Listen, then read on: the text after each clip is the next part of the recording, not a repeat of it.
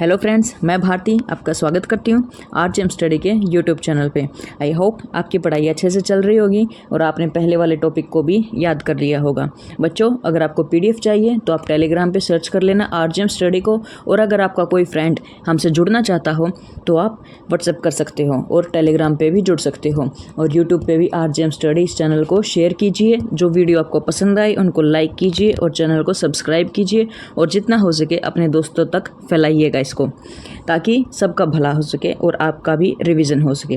तो चलिए हम आज के टॉपिक को स्टार्ट करते हैं, जो कि है मौर्य साम्राज्य 322 बीसी से लेकर 18 बीसी तक। आपको पता है ये तो बहुत ही इम्पोर्टेंट है और फेमस भी है। मौर्य साम्राज्य के संस्थापक कौन थे बच्चों? चंद्रगुप्त मौर्य। और उसके गुरु कौन थे? आचार्य चाणक्य। चंद्रगुप्त मौर्य ने अपनी राजधानी किसे बनाया था बच्चे? पाटलिपुत्र को। अब जो चाणक्य था उसका गुरु, उसके दूसरे नाम भी थे, यानी कई नाम थे। विष्णुगुप्त। ये क्वेश्चन आता है बच्चे, कहीं आप ऐसे मानो ऐसे ही बता रहे हैं विष्णुगुप्त। इसका क्वेश्चन भी आता है कि चाणक्य का दूसरा नाम क्या था? विष्णुगुप्त। या फिर कौटिल्य और भारत के मैकियावेली भी इसको कहा जाता था। अब अर्थशास्त्र, इसने एक पुस्तक लिखी थी जो कि बहुत इंपॉर्टेंट है, फेमस है, राजनीति से संबंधित ये पुस्तक है। अब चंद्रगुप्त मौर्य के बारे में देखते हैं। इसका जो शासनकाल है बच्चों, चंद्रगुप्त मौर्य का जो शासनकाल है वो 322 बीसी से लेकर 298 बीसी तक चला था।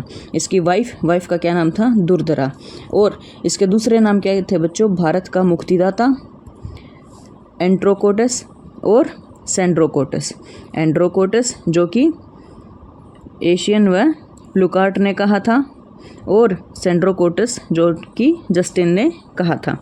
अब उसके बाद देखिए बच्चों, 305 बीसी में सेल्यूकस निकेटर से इसका युद्ध हुआ था। 305 बीसी में बच्चों क्या हुआ था? सेल्यूकस निकेटर से इसका युद्ध हुआ था। इस युद्ध को हारने के बाद निकेटर ने अपनी बेटी हेलेना की शादी चंद्रगुप्त मौर्य से कर दी थी, और दहेज में निकेटर ने 4 प्रांत जो निकेटर ने जीते थे, कौन कौन से थे बच्चों? काबुल, कांधार, मकरान और हेरात, वो चंद्रगुप्त मौर्य को गिफ्ट में दे दिए थे। ठीक है। After losing the war, Nicator married his daughter Cornelia Helena to Chandragupta Maurya and Nicator gave 4 provinces Kabul, Kandahar, Makran, Herat in dowry. उसने ये दहेज में दे दिए थे। साथ ही निकेटर ने अपना एक दूत मेगास्थनीज चंद्रगुप्त मौर्य के दरबार में भेजा, और मेगास्थनीज ने एक बुक लिखी थी इंडिका, जो कि बहुत फेमस है। ठीक है। वो पाटलिपुत्र के प्रशासन के ऊपर वो पुस्तक लिखी गई है। ये क्वेश्चन पूछा जाता है, मेगास्थनीज ने कौन सी बुक लिखी थी? इंडिका बुक लिखी थी। अब यहाँ पर इसके अधिकारियों का वर्णन मिलता है। क्या? एग्रोनोमी जो कि कृषि से संबंधित, एरिस्टोनोमी जो कि व्यापार और सड़क से संबंधित, और यहाँ पर 7 जातियों के बारे में बताया गया है। जो मेगास्थनीज है बच्चों, उसने पाटलिपुत्र को पालीब्रोथा कहा है अपनी बुक में। उसने पाटलिपुत्र को पालीब्रोथा अपनी बुक में कहा है। अब यहाँ पर ना कुछ एक इम्पोर्टेंट हिस्ट्री में बहुत ही इम्पोर्टेंट चीज़ें क्या हैं, वहाँ पर एक जूनागढ़ अभिलेख मिला है।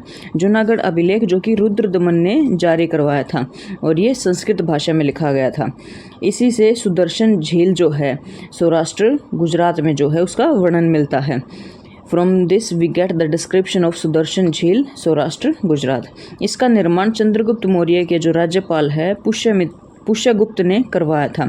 It was built by Pushyagupta the governor of Chandragupta Maurya. Chandragupta Maurya के राज्यपाल ने इसका निर्माण करवाया था, और संस्कृत भाषा में जारी ये पहला अभिलेख है। तो बच्चे क्वेश्चन यहाँ से इम्पोर्टेंट आता है कि संस्कृत भाषा में जो अभिलेख है वो कौन सा है? तो बच्चे जो जूनागढ़ अभिलेख है वो संस्कृत भाषा में लिखा हुआ है। आपको याद होना चाहिए, जूनागढ़ वाला अभिलेख संस्कृत भाषा में लिखा हुआ है। अब आगे देखिए, चंद्रगुप्त मौर्य जो है जैन धर्म का अनुयायी था। इसने जैन धर्म की दीक्षा कहाँ से ली थी बच्चे? इसने जैन धर्म की दीक्षा भद्रबाहु से ली थी। इसके बाद ये सारा साम्राज्य बिंदुसार के हाथों में सौंपकर श्रवणबेलगोला कर्नाटक में चला गया था। हुआ क्या था बच्चों, उस समय पे ना अकाल आ गया था। चंद्रगुप्त मौर्य के समय पे अकाल आया था। तो उसने जैन मुनियों से पूछा कि यहाँ पर अकाल क्यों आया, मेरे राज्य में प्रजा भूखी मर रही है, तो मैं क्या करूँ? तो जैन मुनियों ने कहा ये तुम्हारे पुराने जन्मों का फल है, अब इसको तो तुम्हें भुगतना ही पड़ेगा। तो चंद्रगुप्त मौर्य ने कहा कि अगर मेरी प्रजा भूखी मर रही है तो मैं भी भूखा रहूँगा और अपने प्राणों को त्याग दूंगा। तो इस कारण से वो चंद्रगिरी की पहाड़ियों पर गया था और संलेखनावृत विधि के द्वारा उसने अपने प्राणों को त्याग दिया था। उसमें क्या होता है बच्चे, भूखा रह के, मतलब अपना अन्न को त्याग देते हैं और उसको संलेखना विधि कहते हैं। इसके ज़रिए उसने अपने प्राणों को त्याग दिया था। अब उसके बाद कौन आता है शासन में? बिंदुसार। कौन आता है? बिंदुसार, जिसका टाइम पीरियड क्या है बच्चों? 298 BC से लेकर 273 BC तक है। इसके अन्य नाम क्या है बच्चे? अमित्रघात, वारिसार, बदसार, सिंहसेन और अमित्रोकोटिस। इसके दरबार में कौन कौन था बच्चे? डायनोसियस, जो कि टोलमी सेकंड ने भेजा था और वो इजिप्ट से था, और डायमेकस, जो कि एंटियोकस ने सीरिया से भेजा था। ठीक है, आपको समझ आया होगा। ये नाम आपको बस एक बार पढ़ने हैं, ये ज़्यादा इंपॉर्टेंट नहीं होते हैं।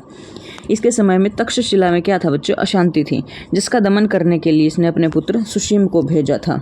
इसका दमन करने के लिए इसने अपने पुत्र सुशीम को भेजा था। इसका बड़ा बेटा सुशीम था और छोटा बेटा अशोक था।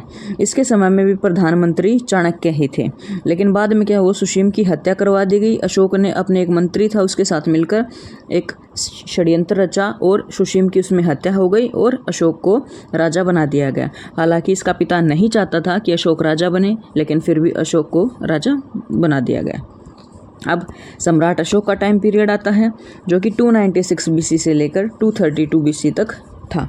इसका जन्म कब हुआ था? 304 BC में। इसकी माता का नाम क्या था? शुभदांगी। अशोक का दूसरा क्या नाम था? देवनाम प्रियदर्शी। ये इम्पोर्टेंट है बच्चे, ये इम्पोर्टेंट है। इसका दूसरा नाम क्या था? देवनाम प्रियदर्शी। अशोक के नाम जो अभिलेख हैं, कौन कौन से अभिलेख हैं? मस्की अभिलेख, बहुत इंपॉर्टेंट है, ये बहुत इंपॉर्टेंट आपको याद करना। मस्की अभिलेख कहाँ पर है? कर्नाटक में। उसके बाद देखिए गुर्जरा अभिलेख, जो कि मध्य प्रदेश में है। नेटूर अभिलेख फिर से कर्नाटक में है, और उदयगुलान फिर से कर्नाटक में है। तो 3 अभिलेख तो कर्नाटक में हैं। ठीक है, मस्की, गुर्जरा, मस्की, नेटूर और उदयगुलान, और गुर्जरा मध्य प्रदेश में है। ये अभिलेख है बच्चे। ठीक है, तो आपको ये याद करने पड़ेंगे। अब आगे देखिए, जो भौरू अभिलेख है राजस्थान में जो है, उसमें अशोक ने स्वयं को मगध का सम्राट बताया है। उन्हीं अभिलेखों से पता चलता है कि अशोक वहाँ का राजा था। In the Bhabru inscription Rajasthan, Ashoka has described himself as the emperor of Magadha. अब इन अभिलेखों को किसने खोजा था? ये इंपॉर्टेंट है बच्चे। इन अभिलेखों को किसने खोजा था? टी फंथेलर ने 1750 में इनको खोजा था। लेकिन ये तब पढ़े नहीं गए बच्चे, इनको पढ़ा किसने था? जेम्स प्रिंसेप ने। और ये क्वेश्चन तो एग्जाम में बहुत बार आता है। 1837 में इनको पढ़ा गया था बाय जेम्स प्रिंसेप। ठीक है, तब तक कोई इनको समझ नहीं पाया था कि क्या लिखा है। अब अशोक के जो अभिलेख है ना, वो अलग अलग जगह पे अलग अलग भाषा में लिखे हुए हैं। जैसे कि आप देखिएगा, भारत में जो अभिलेख हैं उसके, वो ब्राह्मी भाषा में हैं। पाकिस्तान के जो अभिलेख हैं वो खरोष्टी लिपि में हैं। भारत के अभिलेख ब्राह्मी लिपि, पाकिस्तान के अभिलेख खरोष्टी लिपि में, अफ़गानिस्तान के अभिलेख अरमाइक में, एशिया माइनर के ग्रीक लिपि में।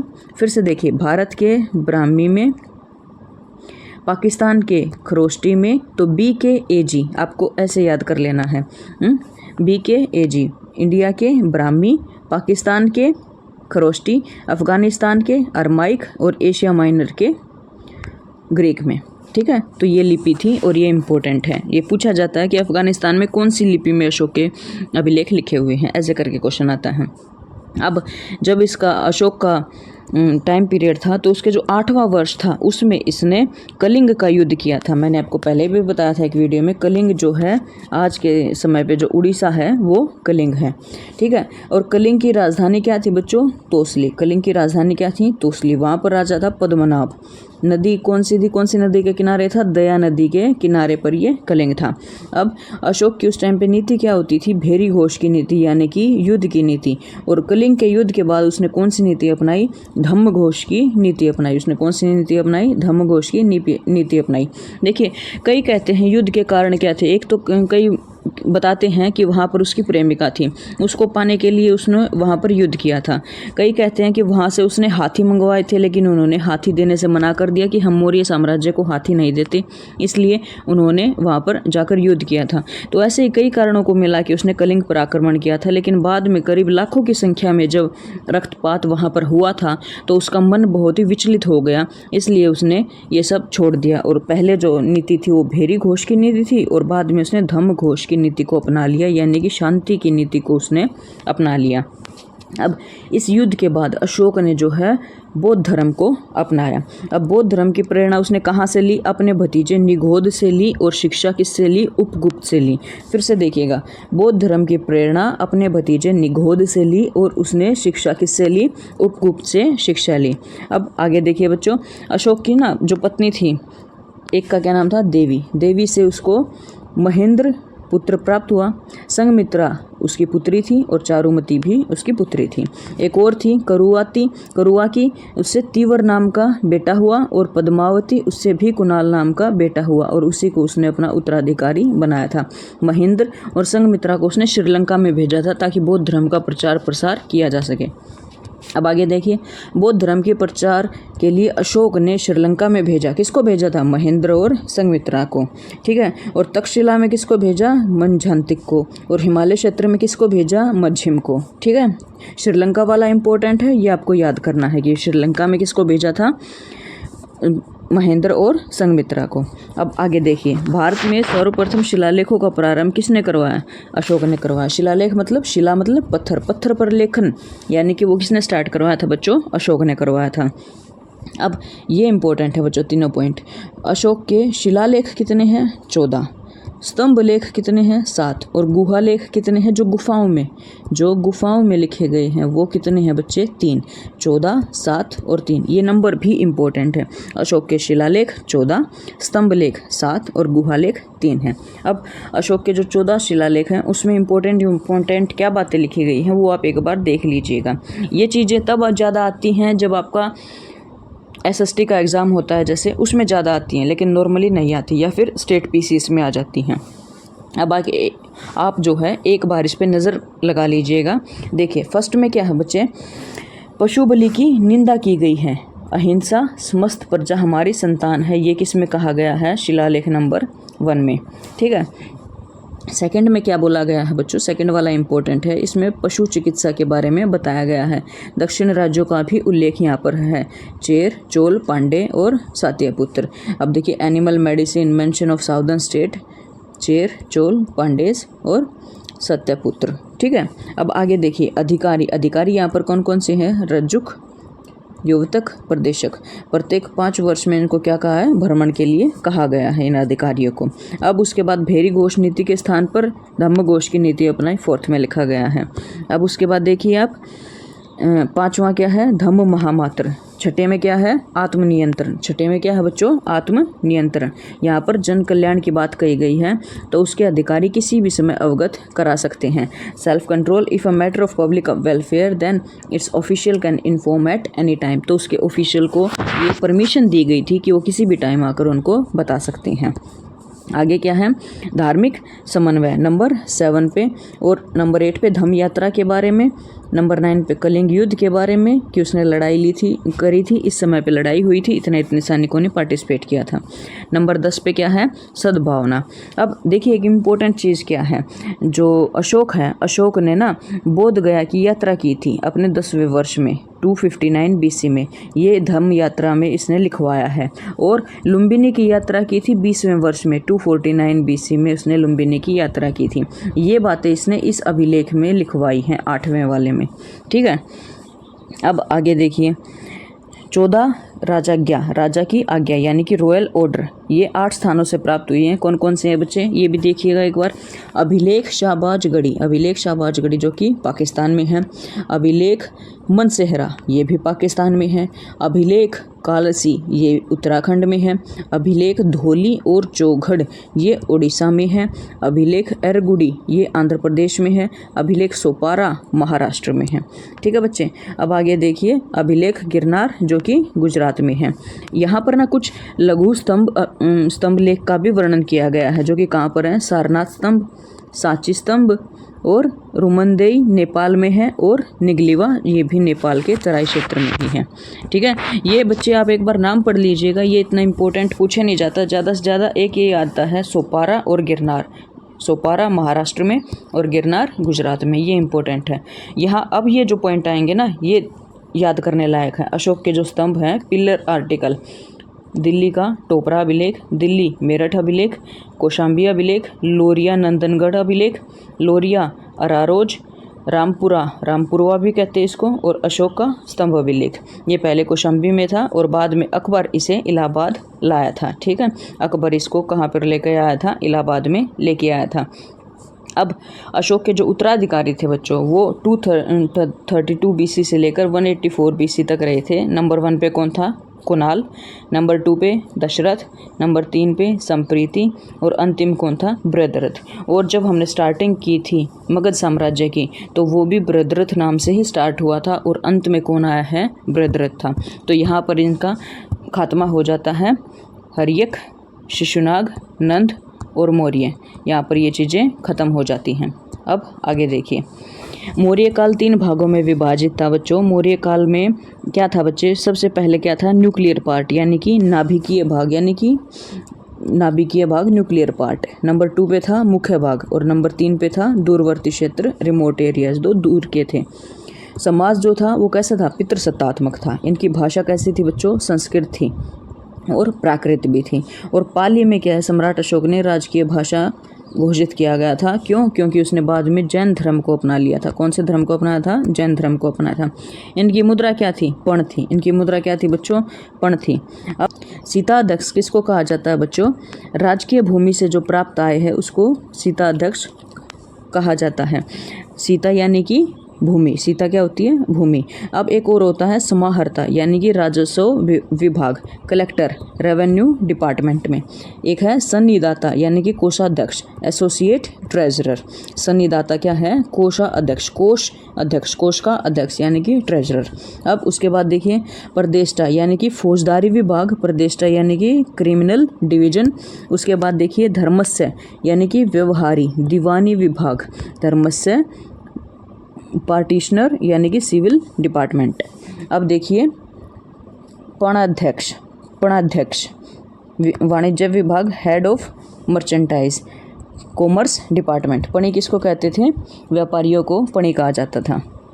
अकराध्यक्ष, खान विभाग, चीफ ऑफ स्टाफ यानी कि माइंस डिपार्टमेंट। सूत्राध्यक्ष, कताई बुनाई, चेयरमैन स्पिनिंग नीटिंग। विविधाध्यक्ष, चरागाह का जो अध्यक्ष था। नावाध्यक्ष, जहाज रानी, नाव से पता चल रहा है न्यू प्रेसिडेंट, शिपिंग। लक्षणाध्यक्ष, टकसाल, जो कि जहाँ पर सिक्के ढालने का काम किया जाता है।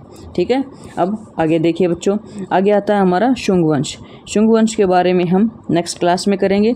तब तक के लिए हम इस टॉपिक को एक बार फिर से रिवाइज कर लेते हैं जल्दी से, ताकि आप भूलें ना इस टॉपिक को। अब आगे देखिए, आप अपना स्टार्ट किया था हमने मौर्य साम्राज्य से। मौर्य साम्राज्य का संस्थापक कौन था बच्चों? चंद्रगुप्त मौर्य। राजधानी पाटलिपुत्र। प्रधानमंत्री चाणक्य। चाणक्य के दूसरे नाम विष्णुगुप्त। कौटिल्य, भारत का मैकियावेली। अब इसकी बुक कौन सी थी बच्चों? अर्थशास्त्र। इसमें राजनीति से संबंधित कुछ बातें बताई गई थी। अब चंद्रगुप्त मौर्य का जो शासनकाल है बच्चों, वो 322 से लेकर 298 BC तक था। इसकी वाइफ दुर्धरा। और चंद्रगुप्त मौर्य के दूसरे नाम क्या थे? भारत का मुक्तिदाता, एंड्रोकोटस और सेंड्रोकोटस। 305 BC में सेल्यूकस निकेटर से इसका युद्ध हुआ था। 305 BC में सेल्यूकस निकेटर से इसका युद्ध हुआ था। ये लाइन इंपॉर्टेंट है। इस युद्ध को हारने के बाद निकेटर ने अपनी बेटी हेलेना का विवाह चंद्रगुप्त मौर्य से कर दिया था, और इसने दहेज में 4 प्रांत दिए थे। कौन कौन से दिए थे? काबुल, कांधार, मकरान और हेरात। अब साथ में निकेटर ने अपना एक दूत मेगास्थनीज को चंद्रगुप्त मौर्य के दरबार में भेजा था। ठीक है, चंद्रगुप्त मौर्य के दरबार में इसने क्या किया था? अपना एक दूत भेजा था, मेगास्थनीज। उसने एक बुक लिखी, उसका क्या नाम था बच्चों? इंडिका। उस बुक का क्या नाम था? इंडिका। अब देखिए 2 अधिकारियों का वर्णन, एग्रीनोमी जो कृषि से संबंधित, और एरिस्टोनोमी जो कि व्यापार और सड़क से संबंधित हैं। यहाँ पर 7 जातियों के बारे में बताया गया है। और मेगास्थनीज ने पाटलिपुत्र को पालीब्रोथा कहा है अपनी बुक में। यहाँ पर एक जूनागढ़ अभिलेख भी इम्पोर्टेंट है, जो कि किसने? रुद्रदमन ने जारी करवाया था। इसी से सुदर्शन झील जो सौराष्ट्र गुजरात का वर्णन भी मिलता है। ठीक है, इसका निर्माण चंद्रगुप्त मौर्य के राज्यपाल पुष्यगुप्त ने करवाया था। अब आगे देखिए, संस्कृत में ये पहला अभिलेख था। ये इंपॉर्टेंट लाइन है, संस्कृत में जारी ये पहला अभिलेख था। चंद्रगुप्त मौर्य जो है बच्चों, वो जैन धर्म का अनुयायी था। इसने जैन धर्म की दीक्षा किससे ली? भद्रबाहु से ली थी। चंद्रगुप्त मौर्य ने जैन धर्म की शिक्षा किससे ली थी? भद्रबाहु से ली थी।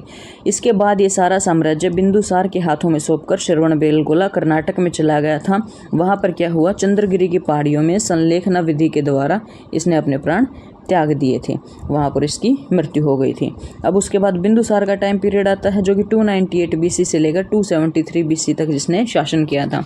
इसके दूसरे नाम क्या हैं? अमित्रघात, वारिसार, भद्रसार, सिंहसेन और एंड्रोकोटिस, आप इसको ये भी कह सकते हो। इसके दरबार में ना 2 बंदे आए थे। कौन?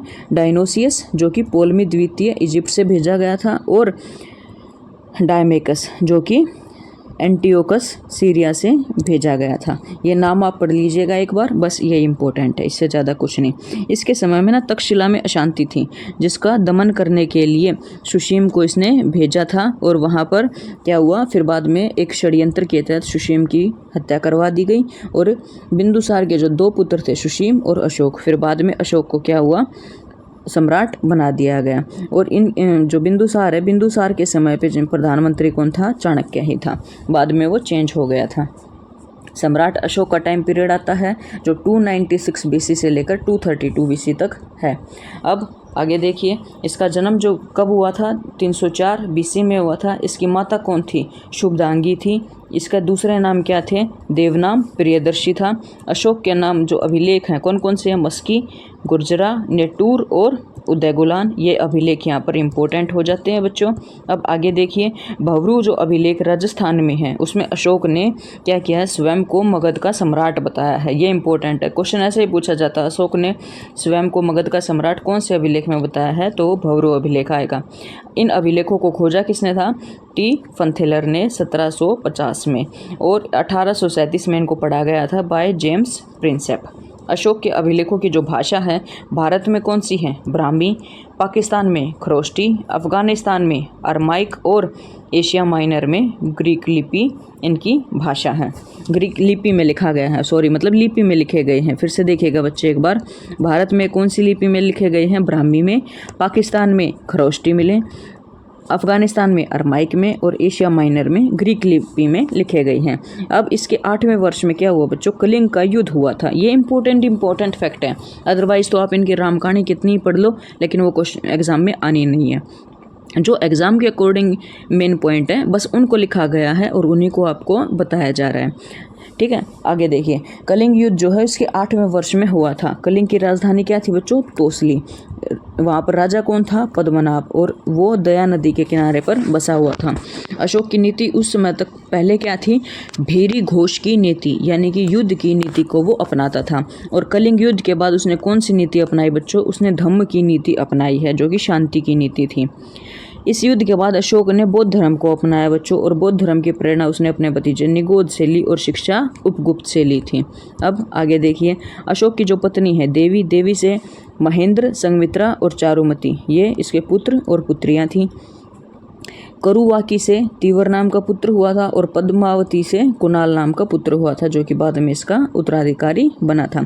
अब बौद्ध धर्म के प्रचार के लिए अशोक ने अपने पुत्र महेंद्र और संघमित्रा को श्रीलंका में भेजा था। जो तक्षशिला है वहाँ पर मध्यांतिक को भेजा था, और हिमालय क्षेत्र में मध्यम को भेजा था। और भारत में सर्वप्रथम शिलालेखों का प्रारंभ किसने करवाया था बच्चे? अशोक ने ही करवाया था। अशोक के शिलालेख कितने हैं? 14। स्तंभ लेख कितने हैं? 7। और गुहालेख कितने हैं? 3 हैं। अशोक के 14 शिलालेख में फर्स्ट में क्या लिखा गया है बच्चे? पशु बलि की निंदा की गई है, अहिंसा, और समस्त प्रजा को क्या कहा गया है? कि वो हमारी संतान है। दूसरे नंबर पे क्या है? पशु चिकित्सा के बारे में वर्णन है, और दक्षिण के राज्यों का उल्लेख है, जो कि चेर, चोल, पांडे और सातीय पुत्र थे। तीसरे में अधिकारियों का वर्णन है, जो कि रज्जुक, योतक और प्रदेशक के नाम से जाने जाते थे, और प्रत्येक 5 वर्ष में भ्रमण किया करते थे। भेरी घोष नीति के स्थान पर उसने धम्म की नीति अपनाई, ये 4th वाले में बताया गया है। 5th में क्या कहा है? धम्म महामात्र, इसको अपनाया गया। अब 6th में क्या है? आत्मनियंत्रण, यदि जन कल्याण की बात है तो उसके अधिकारी किसी भी समय अवगत करा सकते थे। 7वें पे क्या है? धार्मिक समन्वय के बारे में बताया गया है। 8वें पे धम्म यात्रा के बारे में उसने वर्णन किया है। इसमें बोध गया कि उसने यात्रा की थी 259 BC में और लुम्बिनी की यात्रा की थी 249 BC में। कलिंग युद्ध का वर्णन 9वें में किया है और सद्भावना का वर्णन 10th में किया गया है। यहाँ पर 14 राजाज्ञाओं का वर्णन किया गया है जो कि 8 स्थानों से मिली हैं। वो कौन कौन सी हैं बच्चों?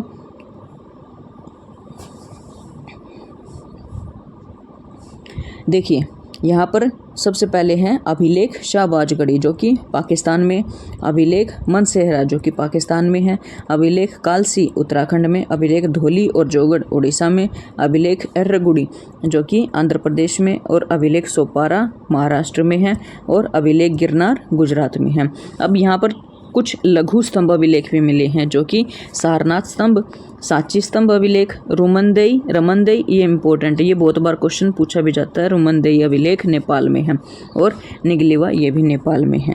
तो चलिए अब आगे चलते हैं। अशोक के जो स्तंभ अभिलेख हैं ये कौन कौन से हैं? दिल्ली टोपरा अभिलेख हरियाणा में है, दिल्ली मेरठ, कौशाम्बी, लोरिया नंदनगढ़, लोरिया अरारोज, रामपुरा या रामपुरवा और अशोक का स्तंभ अभिलेख। ये पहले कहाँ पर था? कौशाम्बी में था और बाद में इसको अकबर कहाँ पर ले आया था? इलाहाबाद में, और आते टाइम ये टूट भी गया था। अशोक के जो उत्तराधिकारी हैं बच्चों वो कौन है? कुणाल, दशरथ, संप्रीति और इसका अंतिम राजा कौन है? बृहद्रथ है। और इनका टाइम पीरियड क्या है? 232 BC से लेकर 184 BC तक है। अब आगे देखिए, मौर्य काल जो है 3 भागों में विभाजित था। कैसे? नंबर 1 नाभिकीय विभाग, फिर मुख्य, फिर दूरवर्ती विभाग। नाभिकीय विभाग, फिर मुख्य विभाग और दूरवर्ती विभाग, ऐसे ऐसे इनको बांट रखा था। इनकी सोसाइटी कैसी थी? पितृसत्तात्मक थी। लैंग्वेज कैसी थी? संस्कृत, प्राकृत और बाद में पाली को भी अपनाया था। मुद्रा, करेंसी यहाँ पर कौन सी चलती थी बच्चों? पण चलती थी। जो चंद्रगुप्त मौर्य है उसको भी पण में खरीदा गया था, चाणक्य ने उसको पण देकर खरीदा था। अब उसके बाद देखिए अधिकारी वर्णन कैसे हैं। सीताध्यक्ष, ये इंपॉर्टेंट है, यहाँ से क्वेश्चन आते हैं बच्चे। सीताध्यक्ष किसको कहते हैं? राजकीय भूमि से प्राप्त आय, सीता का अधिकारी। समाहर्ता, राजस्व विभाग का। सन्निदाता, कोषाध्यक्ष। प्रदेष्टा, फौजदारी धर्मस्य दीवानी विभाग। पणाध्यक्ष, वाणिज्य विभाग। अकराध्यक्ष, खान विभाग। सूत्राध्यक्ष, कताई और बुनाई वाला विभाग। अब विविधताध्यक्ष, चारागाह का अध्यक्ष। नवाध्यक्ष, जहाजरानी का। और लक्षणाध्यक्ष जो है टकसाल का अध्यक्ष होता है।